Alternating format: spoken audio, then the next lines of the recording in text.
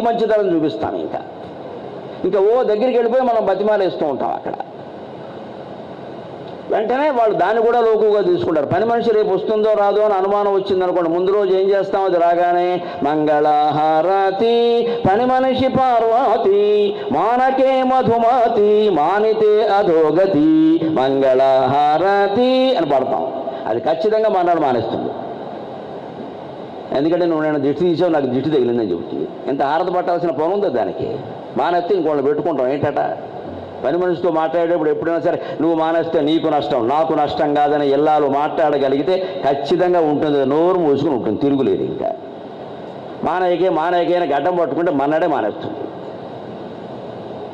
ఇంత హారతికి సిద్ధపడతావు, చిన్న తేడా వచ్చిందనుకో మళ్ళీ ఏదో అంట. అంటే ఈ సిద్ధపడినప్పుడు సత్వగుణం వచ్చేసింది హారతి పళ్ళెం పట్టుకుని. దాంతో ఏదో చర్చిస్తున్నప్పుడు రజోగుణం వచ్చేసింది, దాన్ని చుట్టుకున్నప్పుడు తమో గుణం వచ్చేసింది. ఏ గుణం ఎప్పుడు పైకి వచ్చిందో చెప్పగలరా అమ్మా ఎవరైనా? ఇది మాయా, ఇది